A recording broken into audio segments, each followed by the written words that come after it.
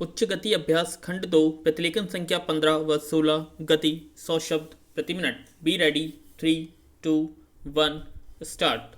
महोदय, देश की लगभग 3/4 जनसंख्या गांवों में रहती है, जिनकी आय कम होने के साथ साथ शिक्षा, स्वास्थ्य, पेयजल आदि अन्य आवश्यक सुविधाएं भी उन्हें पर्याप्त मात्रा में उपलब्ध नहीं है।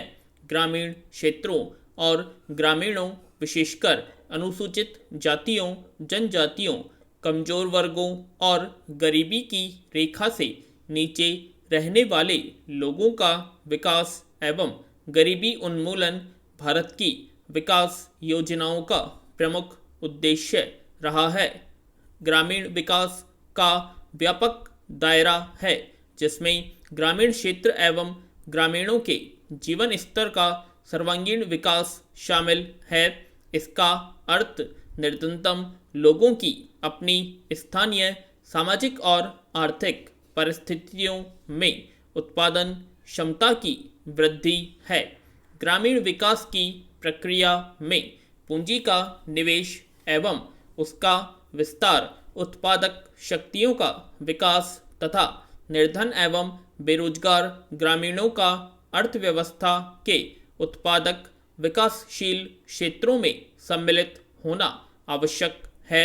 मंत्रालय की गतिविधियों का मुख्य उद्देश्य गरीबी पर सीधा प्रहार है, जिसके अंतर्गत विशेष मजदूरी, रोजगार व स्वरोजगार कार्यक्रम, भूमि सुधार, बंजर भूमि विकास एवं जल संभरण विकास कार्यक्रम है। इनमें स्वच्छ पेयजल की व्यवस्था, ग्रामीण स्वच्छता, कृषि विपणन, ग्रामीण आवास है तथा लोक कार्यक्रम तथा ग्रामीण प्रौद्योगिकी विकास परिषद द्वारा सहायता और राष्ट्रीय ग्रामीण विकास संस्थान एवं कृषि विपणन केंद्र के माध्यम से प्रशिक्षण की व्यवस्था शामिल है।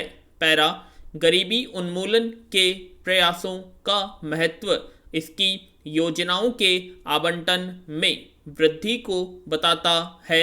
जहां 9वीं योजना में इसका परिव्यय 40,000 करोड़ रुपए था, उसे बढ़ाकर 10वीं योजना में 80,000 करोड़ रुपए कर दिया गया है।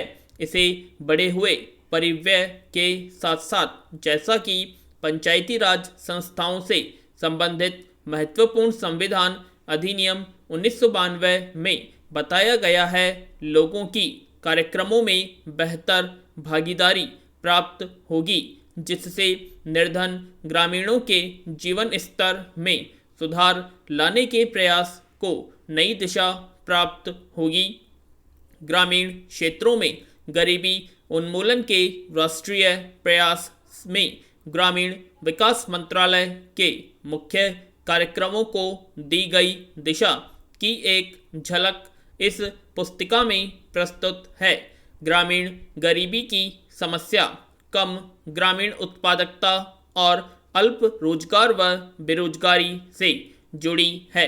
यद्यपि विकास की सामान्य प्रक्रिया के अधीन ही उत्पादक रोजगार के अधिकाधिक अवसर सृजित किए जाते हैं, फिर भी ग्रामीण लोगों के लिए रोजगार पैदा करने तथा आय के कुछ न्यूनतम स्तर प्राप्त करने हेतु विशेष रोजगार कार्यक्रमों की सतत आधार पर जरूरत है। उपयुक्त उद्देश्य को ध्यान में रखते हुए समय समय पर रोजगार सृजन की विभिन्न योजनाएं चलाई गई थी।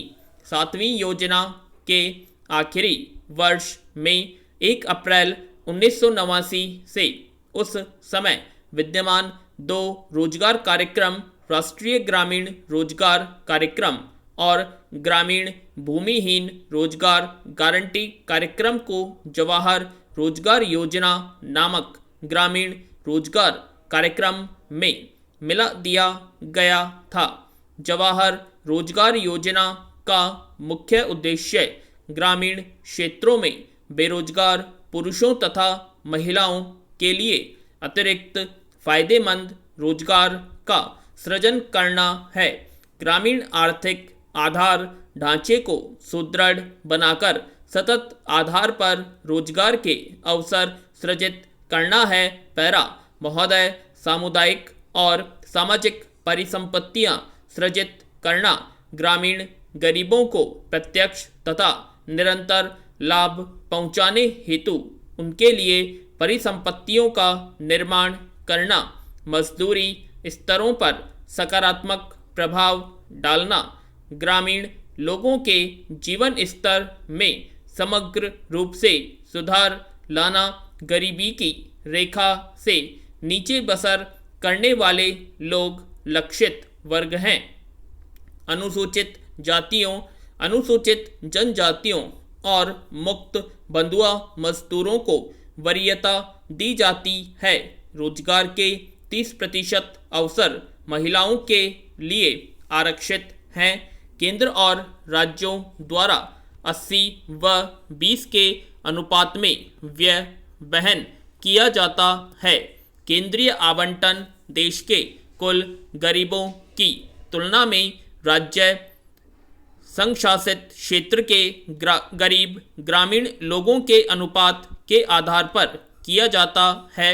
वे सभी कार्य शुरू किए जा सकते हैं जिनसे टिकाऊ उत्पादक स्वरूप की सामुदायिक परिसंपत्तियों का सृजन होता है। पंचायत समिति द्वारा परियोजना का मूल्यांकन और अनुमोदन किए जाने के पश्चात उसे अनुमोदन देने हेतु ग्राम पंचायत सक्षम है।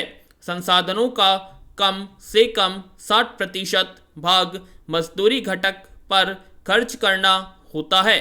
पैरा जवाहर रोजगार योजना के कार्यों के निष्पादन हेतु ठेकेदारों अथवा बिचौलियों को लगाए जाने की अनुमति नहीं है।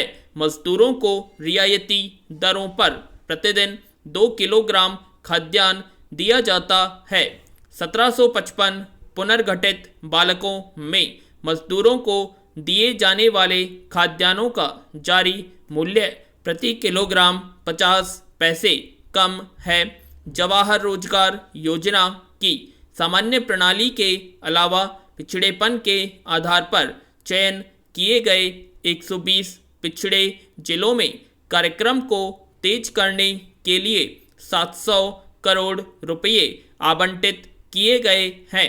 जवाहर रोजगार योजना की तीसरी पद्धति में विशेष और अभिनव परियोजनाएं प्रारंभ करने का प्रावधान है जिनका उद्देश्य मजदूरों का नगरों में पलायन को रोकना, महिलाओं के लिए रोजगार के अवसर बढ़ाना तथा स्वयंसेवी संगठनों के माध्यम से ऐसे विशेष कार्यक्रम चलाना है जिनका ध्येय जल संभरण विकास, बंजर भूमि का विकास करना हो। मानव जीवन यापन के लिए आवास महत्वपूर्ण है और इसलिए सामाजिक आर्थिक विकास के लिए यह आवश्यक है। ग्रामीण लोग अच्छे उन्नत किस्म के मकानों की अत्यंत आवश्यकता महसूस करते हैं। ग्रामीण गरीब लोगों की आवास संबंधी आवश्यकताओं को पूरा करने के प्रयासों के एक भाग के रूप में मई 1985 में इंदिरा आवास योजना शुरू की गई थी। यह कार्यक्रम अब जवाहर रोजगार योजना की उपयोजना के रूप में कार्यान्वित किया जा रहा है।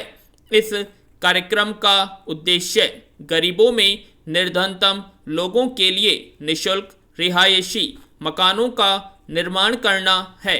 ग्रामीण क्षेत्रों में अनुसूचित जातियों, अनुसूचित जनजातियों तथा बंधुआ मजदूरों को वरीयता दी जाती है। जवाहर रोजगार योजना के तहत राष्ट्रीय स्तर पर 10% संसाधन इस कार्यक्रम के लिए निर्धारित किए जाते हैं। जिलों में निधियों का विवरण अनुसूचित जातियों, अनुसूचित जनजातियों तथा मुक्त बंधुआ मजदूरों की कुल ग्रामीण जनसंख्या में से इस विशेष वर्ग के गरीबों के अनुपात के अनुसार किया जाता है। मकानों का आवंटन लघुभोगी परिवार की महिला सदस्य के नाम किया जाता है, पूर्ण विराम।